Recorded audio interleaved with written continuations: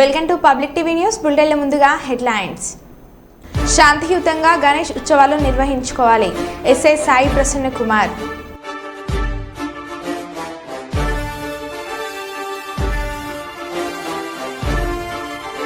పాలమూరులో మున్సిపల్ అధికారుల హైడ్రా తరహా కూల్చివేతలు.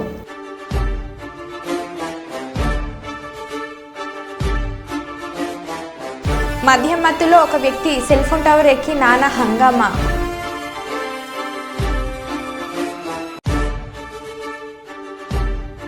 అన్నమయ్య జిల్లా మదనపల్లిలో పేకాట రాయుళ్లు 13 మంది అరెస్ట్.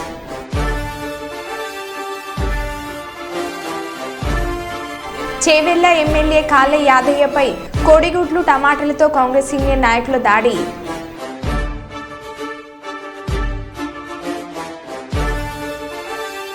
ఇక వివరాల్లోకి వెళ్తే పల్నాడు జిల్లా మాచర్ల నియోజకవర్గం మరోసారి నాగార్జున సాగర్ ప్రాజెక్టు కొనసాగుతున్న భారీ వరద.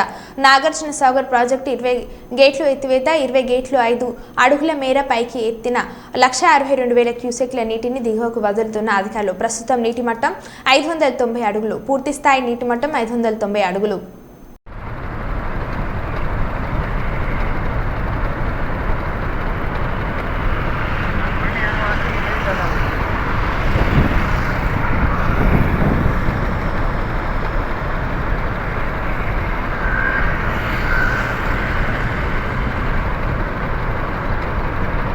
రాబోయే స్థానిక ఎన్నికల్లో బీజేపీ తన సత్తా చాటడం కొరకు ముందస్తు కార్యాచరణ ప్రారంభించారు. భారతీయ జనతా పార్టీ దంతలపల్లి మండలం రేపోని గ్రామంలో బీజేపీ మండల అధ్యక్షులు ఉండగాని భరత్ అధ్యక్షతన నరేంద్ర మోడీ పాలనకు ఆకర్షితులై నరేంద్ర మోడీ నాయకత్వంలో పనిచేయడం కోసం గ్రామంలో బీజేపీ పార్టీని అభివృద్ధి చేసే విధంగా జిల్లా ప్రధాన కార్యదర్శి ధర్మరపు వెంకన్న ఆధ్వర్యంలో టీడీపీ మాజీ సీనియర్ నాయకులు మాజీ cooperative bank director Mohan Chandar బీజేపీలో చేరారు. ఈ కార్యక్రమానికి ముఖ్య అతిథిగా జిల్లా అధ్యక్షులు ఎలమంచిలి వెంకటేశ్వర పాల్గొనగా జిల్లాలోని ప్రతి గ్రామం నుంచి పెద్ద ఎత్తున బీజేపీలో చేరడం కోసమని ప్రజలు మమ్మల్ని సంప్రదిస్తున్నారని అన్నారు.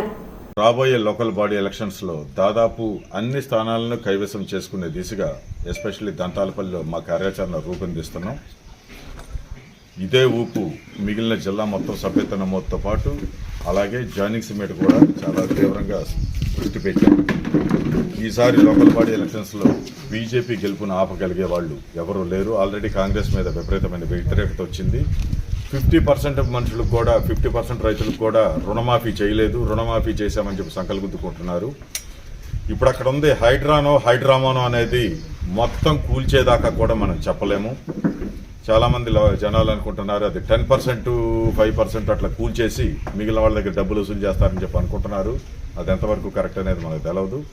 హైదరాబాద్ మొత్తం ఎలాగా క్లీన్ చేస్తున్నారో అలాగే మండలాల వారీగా జిల్లాల వారీగా కొన్ని వేల లక్షల ఎకరాలు కబ్జాలైనవి. కాంగ్రెస్ అలాగే టీఆర్ఎస్ కాంగ్రెస్ ప్రభుత్వాల్లో లక్షలాది ఎకరాలు అలాగే ప్రైవేటు భూములు కూడా కబ్జాలు చేశారు. వాటన్నిటినీ విడిపించాల్సిందిగా గౌరవ ముఖ్యమంత్రి రేవంత్ రెడ్డి గారిని కోరుతున్నాం. ఈ హైడ్రాని కానీ లేకపోతే ఇటువంటి కార్యక్రమాలు ఆపితే కానీ దేశాన్ని 65 ఏళ్ల పాటు ఏలిన కాంగ్రెస్ కులగణన ఎందుకు చేయలేదు? సరే, ఇప్పుడు కాంగ్రెస్ పార్టీ అధికారంలో ఉన్న తెలంగాణ మరియు కర్ణాటక రాష్ట్రాల్లో కులగణన చేయవచ్చుగా, ఎందుకు చేయట్లేదు? అసలు కులగణనతో పేదరికం పోతుందా? అలా అయితే కులగణన జరిగిన బీహార్ దానికి రాష్ట్రంగా ఎందుకు మారలేదు? రాహుల్ గాంధీని సూటిగా ప్రశ్నించిన ఎన్నికల వ్యూహకర్త ప్రశాంత్ కిషోర్. तो राहुल गांधी जी को ये बताना चाहिए कि भाई 60 साल से ये आपको ज्ञान कहाँ आपका गया था? 60 साल से तो आपके लोगों की सरकार थी, तब जनगणना करके पूरे देश का भला कर देते.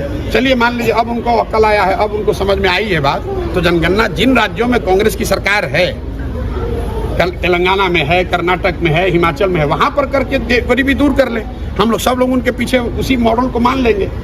अगर जातिगत जनगणना से गरीबी दूर होती तो बिहार में तो जनगणना हो गया, तो यहाँ गरीबी किसका दूर हो गया? राहुल गांधी जी कांग्रेस के जहाँ जहाँ सरकार है वहाँ जनगणना करा के गरीबी दूर कर ले. हम लोग सब उनका झंडा उठा के घूमेंगे, उसी मॉडल को फॉलो कर लेंगे. जातिगत जनगणना से या किसी भी तरीके के सर्वे से आपको सिर्फ इतना पता चलता है कि समाज के किस वर्ग की स्थिति क्या है.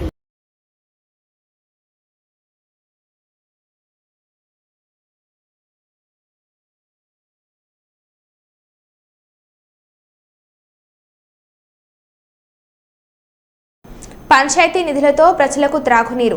తూర్పుగోదావరి జిల్లా గోకవరం పాత గుబ్బాలమ్మ వీధులు 1,00,000 రూపాయలతో 2,000 లీటర్ల సత్యసాయిబాబా వాటర్ ట్యాంక్, ఆరవపేటలో సుమారు 3 లక్షల రూపాయలతో 10,000 లీటర్ల వాటర్ ట్యాంక్ ను పంచాయతీ నిధులతో సర్పంచ్ కుమ్రం శ్రావణి చొరవతో పంచాయతీ కార్యదర్శి టంకాల శ్రీనివాసరావు ఆధ్వర్యంలో 2 కాలనీలో ప్రజలకు మంచినీటిని అందించడానికి పనులను శరవేగంగా చేయిస్తున్నారు.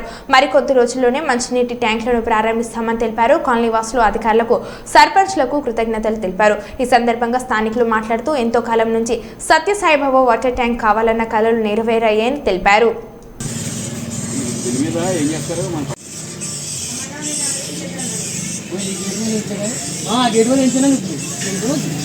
శ్రీనివాసరావు పంచాయతీ కార్యదర్శి గోకవరం గ్రామంలో అరవపేట ఏరియా గుబ్బాలమ్మ గుడి వీధిలో చాలా కాలంగా మంచినీటికి చాలా ఇబ్బంది పడుతున్నారు. ఈ ఏరియాలో చాలా కాలంగా మంచినీరు లేక, అంటే సత్యసాయి వాటర్ కానీ ఇది కానీ దొరక్క చాలా దూరం నుంచి తెచ్చుకోవడం జరుగుతుంది. ఈ విషయాన్ని మన పంచాయతీ నోటీసులో మన యూత్, ఇక్కడ ఉన్న యూత్ అందరూ కూడా కలిసి చెప్పడంతో ఎమ్మెల్యే గారు అలాగే సర్పంచ్ గారు కూడా దీని మీద పరీక్ష చేసి ఇది వెంటనే మనం పరిశీలించడం జరిగింది. దీనికి 1,00,000 రూపాయలు ఎంతో పంచాయతీ నిధులు పెట్టి వెంటనే చేయడం కోసం ఈ నీటి సమస్య వెంటనే తీర్చండి అని చెప్పేసి ఎమ్మెల్యే గారు కూడా ఆదేశించారు. ఆ ప్రకారం మేము వెంటనే పంచాయతీలో ప్లేస్ చేసి అందరి అంగీకారంతో కూడా ఈ రోడ్డు ఈ నీటి సదుపాయం కల్పించడం జరుగుతుంది. ఇక మీదట ఇక్కడికి సత్యసాయి వాటర్ ప్రతినిత్యం ఎప్పుడూ వస్తూనే ఉంటుంది. కాబట్టి ఇక్కడ ప్రజలందరికీ కూడా దాహార్తిని తీర్చినట్లే ఈ పంచాయతీ. ఈ విషయంలో అందరూ మా పంచాయతీ సభ్యులందరూ కోఆపరేట్ చేసినందుకు ధన్యవాదాలు తెలియజేస్తున్నాం. ఈరోజు గోకవరం గ్రామంలో తానా సెంటర్ జీవన్ కాలనీలో మంచినీటి సమస్య ఎక్కువగా ఉన్న కారణంగా పంచాయతీ దృష్టి, అలాగే మా సోదరి సర్పంచ్ కుమ్రం శ్రావణి గారి దృష్టికి రాగా వెంటనే శ్రావణి గారు మన శాసనసభ్యులైనటువంటి జ్యోతుల నెహ్రూ గారిని సంప్రదించగా వెంటనే అక్కడ సమస్యను క్లియర్ చేయండి, అక్కడ మంచినీటి సమస్యని తీర్చండి అని ఆయన ఆదేశాలు ఇచ్చారు.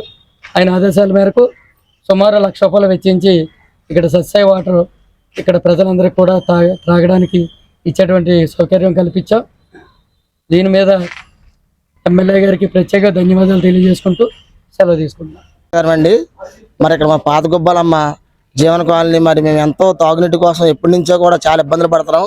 అయితే ఇదే సమస్యని మరి గత గవర్నమెంట్లో చాలా మంది తిరిగాం, కానీ మాకు ఎక్కడ కూడా స్పందన రాలేదు.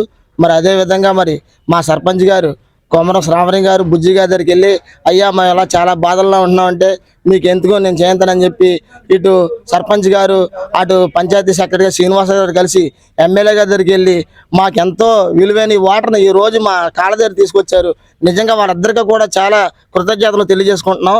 అదేవిధంగా మరి ఇలాంటి సేవలు ఎన్నో ఎమ్మెల్యే గారి ద్వారా ఇలాంటి సేవలు మాకు ఇంకా ఎన్నో చేయాలని చెప్పి ఇటు సర్పంచ్ గారిని, ఇటు సెక్రటరీ గారిని కోరుకుంటూ సెలవు తీసుకుంటున్నాను.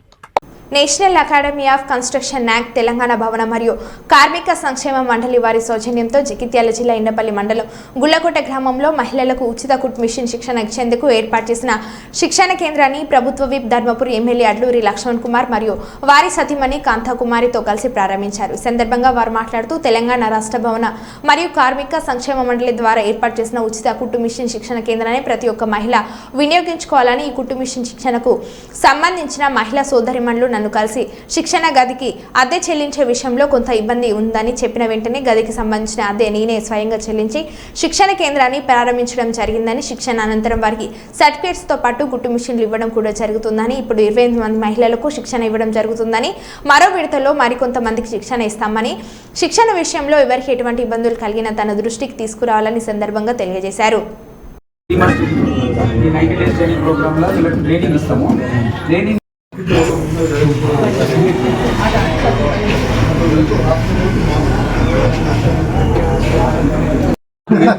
ఫ్రీ ట్రైనింగ్ ఇది కంప్లీట్ మహిళలు ఎక్కడ ₹1 ఇవ్వాల్సిన అవసరం లేదు, మొత్తం ఫ్రీ ట్రైనింగ్.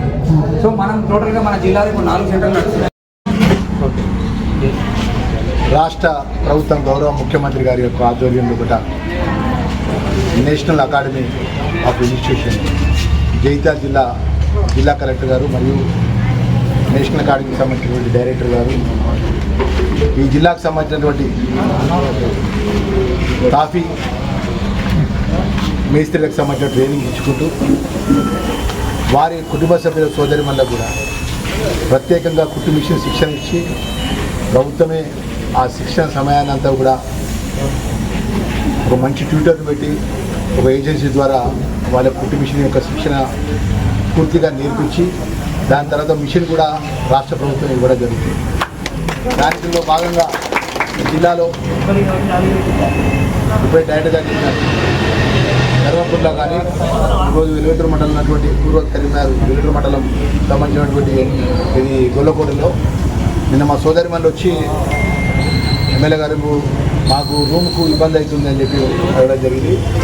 అడిగిన వెంటనే మా సోదరిమణి, ఎందుకంటే ఈ ప్రాంతానికి సంబంధించిన వాళ్ళంతా శిక్షణ వాళ్ళ స్వహాగా కుటుంబానికి కొంచెం అండగా ఉండే విధంగా ఆ కుటుంబ శిక్షణ పొంది ఆ కుటుంబానికి మేము కూడా కొంచెం తోడుగా మాకు వ్యక్తిగతంగా ఆ మిషన్ నేర్చుకున్నట్టయితే ఆ మిషన్ ద్వారా మా జీవనోపాధి ఉంటుందని చెప్పేసి మాకు రూమ్ కావాలని అడిగిన వెంటనే ఆ సోదరి మళ్ళీ చెప్పిన మీ రూమ్కి సంబంధించిన రెంట్ ఎంత ఉంటుందో మీ శాసనసభ్యుడిగా మీ అన్నగా నేను ఆ రెంట్ చెల్లిస్తానని చెప్పి మా సోదరి వాళ్ళందరూ కూడా ఉన్నారు. వారికి ఉన్నటువంటి ట్విట్టర్ గారు అదేవిధంగా డైరెక్టర్ గారు కూడా నేను మనవి చేసుకుంటున్నా. ఈరోజు 28 మందికి మీరు ఫస్ట్ ఫేజ్లో ఇచ్చుకుంటూ ఇంకా ఎంతమంది అయితే వెలుగుటూరు మండలం ఉన్నటువంటి గ్రామాల్లో ఉన్నటువంటి నిరుద్యోగ చెల్లెళ్ళు ఉన్నారు, పాపం వాళ్ళ కాళ్ళ మీద వాళ్ళు నిలబడాలని ఒక పట్టుదల ఉన్న వాళ్ళందరూ శిక్షణ ఇవ్వండి. ప్రభుత్వం నుంచి అన్ని విధాలా మీకు జిల్లా కలెక్టర్ ద్వారా ప్రభుత్వ నిబంధనకు అనుగుణంగా కూడా మీకు సపోర్ట్ చేయడానికి సిద్ధంగా ఉన్నా అని చెప్పేసి వారికి సంబంధించిన డైరెక్టర్ గారు చెప్తుంది. అదేవిధంగా ఈరోజు రాష్ట్రంలో ఉన్న స్కిల్ యూనివర్సిటీ అని చెప్పేసి మొన్ననే గౌరవ ముఖ్యమంత్రి గారు అదేవిధంగా ఐటీ శాఖ మంత్రులు శ్రీధర్ బాబు గారు దాన్ని ప్రారంభించినారు మన 20 రోజుల క్రితం. ఆ స్కిల్ యూనివర్సిటీ లోపల మన గ్రామీణ ప్రాంతం పి గన్నవరం మండలం ఊడిమూడి వద్ద ప్రధాన రహదారిలో డాక్టర్పై ధాన్యం ఎగుమతి చేస్తుండగా ఆర్టీసీ బస్సు ఢీకొని 5 వ్యక్తులు మృతి చెందారు. అప్పట్లో ప్రమాదం జరిగిన వెంటనే విషయం తెలుసుకొని అప్పటి ఇంకా గిడి సత్యనారాయణ ఎమ్మెల్యే కాకపోయినా హుటాహుటిన సంఘటన స్థలానికి చేరుకుని మృతుల కుటుంబాలను పరామర్శించి అధికారులను అప్రమత్తం చేసి సహాయక చర్యలను వేగవంతం చేశారు. అప్పటి కలెక్టర్ హిమాంశు శుక్లాతో మాట్లాడి సీఎం సహాయ నిధి కింద మృతుల కుటుంబాలకు ఒక్కొక్కరికి 5 లక్షలు వచ్చే విధంగా కృషి చేశారు. కానీ ఆర్థిక సహాయం మృతుల కుటుంబాలకు ఇవ్వకుండా అప్పటి ప్రభుత్వం అధికారులు పెడచెవిన పెట్టారు. దీంతో కూటమి ప్రభుత్వం ఏర్పడ్డాక మృతుల కుటుంబాలకు భరోసా కల్పించాలని ఛాలెంజ్ గా తీసుకున్న ప్రస్తుత ఎమ్మెల్యే గిడ్డి సత్యనారాయణ పదే ఈ విషయంపై సీఎంఓ కార్యాలయానికి పవన్ కళ్యాణ్ దృష్టికి తీసుకొని వెళ్లారు. అంటే ప్రభుత్వ పరంగా ఏవైతే ప్రొసీజర్ ఫాలో అవ్వాలో దాన్ని గవర్నమెంట్కి పంపించడం జరిగింది. అయితే ఎలక్షన్ రిజల్ట్ వచ్చే వరకు ఏ విధమైనటువంటి ఫైల్స్ మూమెంట్లో లేవు కాబట్టి ఎలక్షన్ వచ్చిన తర్వాత ఎలక్షన్ రిజల్ట్ వచ్చిన తర్వాత ఎన్డీఏ ప్రభుత్వం ఏర్పడిన తర్వాత మళ్ళా ప్రొసీజర్ మొదటికి వచ్చింది.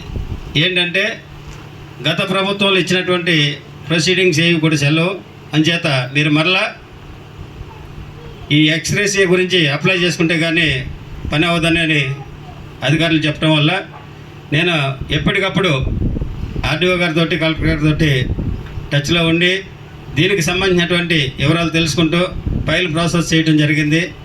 ఆ క్రమంలోనే మరలా కొత్త ప్రొసీడింగ్స్ పెట్టించి ఆర్డీఓ గారితో ఎక్కడికక్కడ నేను ఎక్కడున్నా సరే ఫోన్లో మాట్లాడి ఈ ప్రొసీడింగ్స్ ఫాలోఅప్ చేసి సెక్రటరియట్లో ప్రత్యేకించి సెక్రటరియట్లో సిఎంపీసీలో ఉన్నటువంటి ఓఎస్డీ గారితో మాట్లాడి ప్రద్యుమ్న గారితో మాట్లాడి ఈ యొక్క పని మీద 2 రోజులు అక్కడే ఉండి ఫైల్ మూమెంట్ చేసి 5 లక్షలు 10 లక్షలు వచ్చేటట్లు పట్టుబట్టి అక్కడ నాకు ఉన్నటువంటి ఆఫీసర్ తోటి ఉన్నటువంటి రిలేషన్ బట్టి ఈ 10 lakhs వచ్చేటట్లు ప్రొసీడింగ్ పాస్ చేయడం జరిగింది.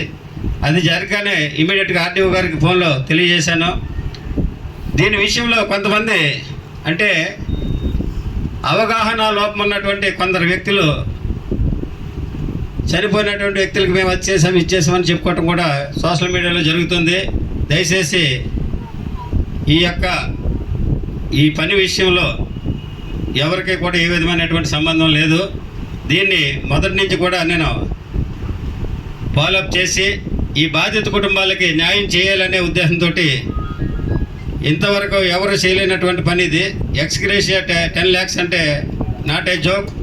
ఇది గతంలో జరిగినటువంటి వ్యక్తులకు ఎవరికి కూడా ఈ విధమైనటువంటి అమౌంట్ శాంక్షన్ కాలేదు. కానీ ఊడిమూడి గ్రామంలో జరిగినటువంటి ట్రాక్టర్ యాక్సిడెంట్కి సంబంధించినటువంటి బాధితులకు ఈరోజు ఒక్కొక్కరికి 10 లక్షలు చొప్పున చెక్లు అందజేయడం జరిగింది.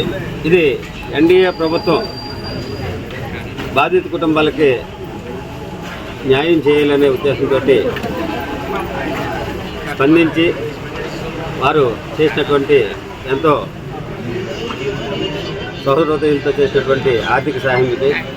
అయితే ఈ బాధిత కుటుంబాలకి దీంతో కాకుండా వారికి ఇంకా ఇళ్ల స్థలాలు కానీ ప్రభుత్వం నుండి వచ్చేటటువంటి రాయితీలు ఇంకా వాళ్ళకి ఇవ్వడానికి ప్రభుత్వం సిద్ధంగా ఉంది.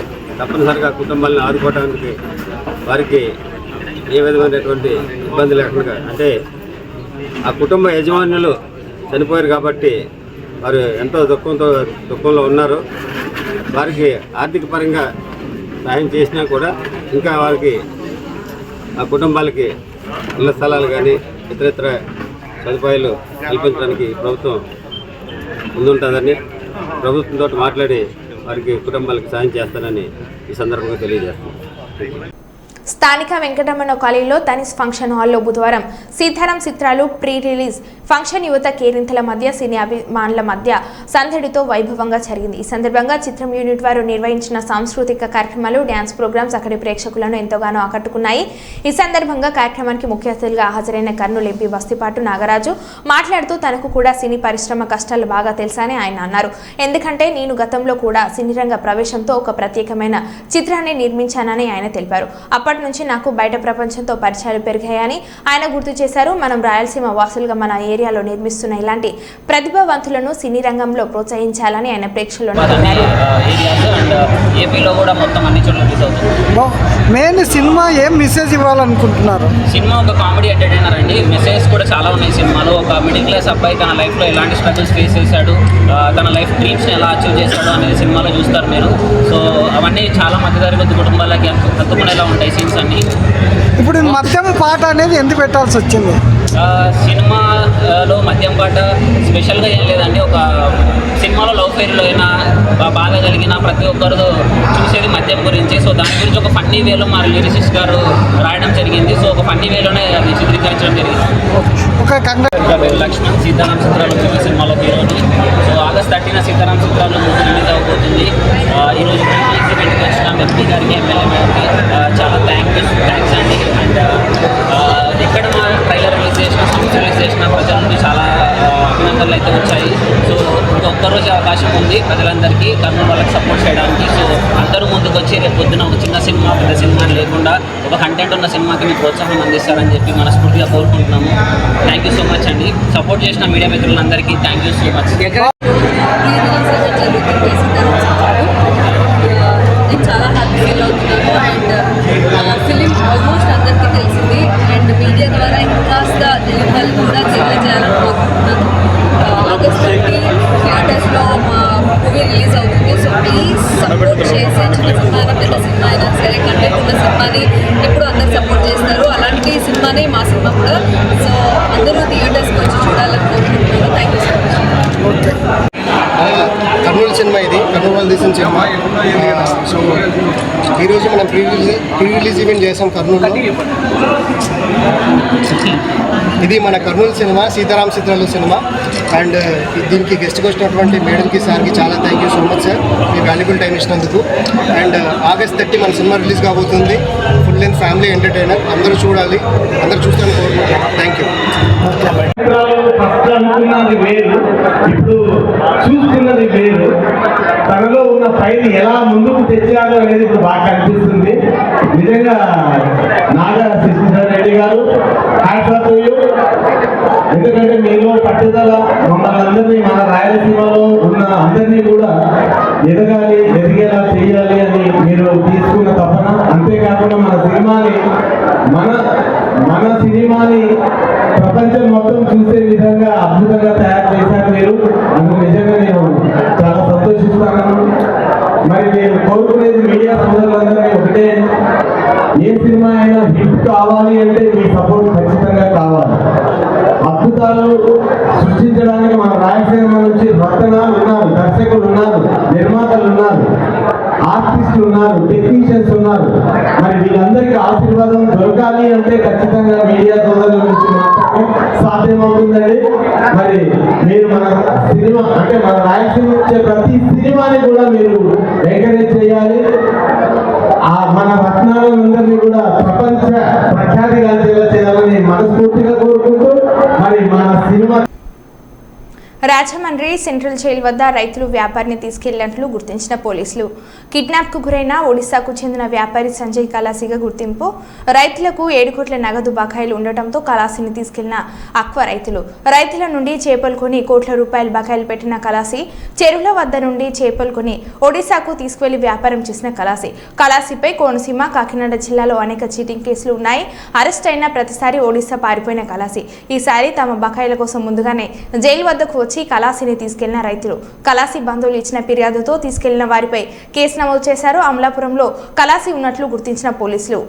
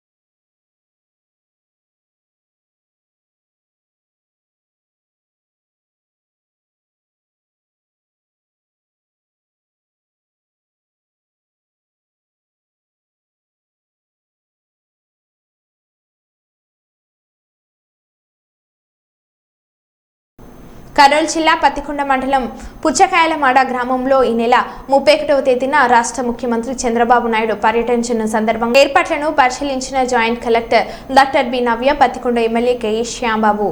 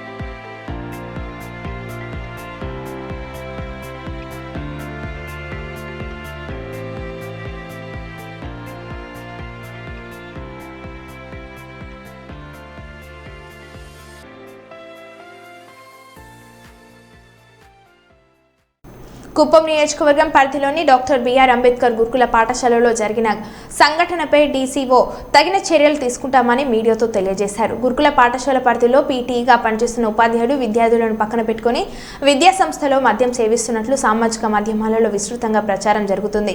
ఈ విషయాన్ని పలువురు సామాజిక కార్యకర్తలు సామాజిక మాధ్యమం ద్వారా డీసీఓకి దృష్టికి తీసుకువెళ్లినట్లు తెలిపారు. ఈ విషయంపై స్పందించిన అధికారులు సంఘటన స్థలానికి వచ్చి పూర్తిగా విచారణ జరిపామని నిజానిజాలు తెలిసి తగిన చర్యలు తీసుకుంటామని హామీ ఇచ్చారు. బాటిల్ పక్కన పెట్టుకుని ఒక ఇద్దరు పిల్లలు పక్కన కూర్చున్న ఫోటో ఒకటి మాకు షేర్ చేయడం జరిగింది. అది ఎట్లా జరిగింది అని నేను ఆ పిల్లల్ని ఎంక్వైరీ చేశాను. పిల్లలు స్టేట్ మీట్ ఆడిన ఒక అబ్బాయి ఆ అబ్బాయి సర్టిఫికెట్ పీఈటీ దగ్గర ఉండిపోయిందట. ముందు రోజు అడిగితే నెక్స్ట్ డే నాకు గుర్తు చేయి ఇస్తానన్నాడట. కాబట్టి ఆ రోజు సండే మార్నింగ్ 6 o'clock అతను రూమ్కి వెళ్ళడం జరిగింది. అక్కడ అతను కూర్చున్నాడు, మాట్లాడుతున్నాడు. ఈ చిన్న అబ్బాయి, ఇంకొక అబ్బాయి, పక్కనున్న అబ్బాయి 9th క్లాస్. ఆ అబ్బాయి కూడా ఎందుకు వెళ్ళాడు అంటే ఆ మురళి అన్న అతను హౌస్ టీచర్. సో అతని దగ్గర పర్మిషన్ తీసుకుని వాళ్ళ పేరెంట్స్ ఆ రోజు వస్తారు, నేను హెయిర్ కట్ చేసుకోవడానికి బయటకు వెళ్తాను, పర్మిషన్ ఇవ్వండి అని చెప్పి అడగడానికి ఆ రూమ్కి వెళ్ళారట. 2 minutes కూర్చున్నారు. రాజు అనే ఇంకొక సెక్యూరిటీ గార్డ్ వెళ్ళి ఫోటో తీయను వెళ్ళినాడంట. అప్పుడు ఆ పీఈటీ మీరు వెళ్ళిపోండిరా, నేను మళ్ళీ మాట్లాడతాను, పైకే వస్తాను, స్కూల్ దగ్గరకు వస్తాను, నేను మాట్లాడతాను అన్నాడు. సో ఆ పిల్లలు బయట వచ్చేసినారంటండి. 2 minutes ఆ పిల్లలు లోపల కూర్చుని మాట్లాడినారు, బయట వచ్చేసినారు. ఏమైనా తప్పు జరిగిందా, మీ ముందు ఏమైనా తాగాడా అతను అని అడిగాను. లేదు అన్నారు. అట్లాంటిది ఏం జరగలేదు మేడం, మేము మాట్లాడి బయట వచ్చేస్తున్నాము అన్నారండి. అది జరిగినది. సో నేను నిన్న ఫోటో బయట వచ్చినప్పటి నుంచి ఆ పీఈటీ గారితో మన ప్రిన్సిపల్ గారు మాట్లాడారు. సో అతను నిన్న సాయంకాలం నుంచి లేడండి, స్కూల్లో వెళ్ళిపోయినాడు. ఇప్పుడు నేను ఎంక్వైరీ చేద్దామని పిలిపిస్తే కూడా ఫోన్ స్విచ్ ఆఫ్ చేసుకున్నాడు, అందుబాటులో లేదు. కాబట్టి నేను తీసుకోవాల్సిన చర్యలు నేను తీసుకుంటానండి అతన్ని. మరో బులెటిన్లో మళ్ళీ కలుద్దాం. Stay tune.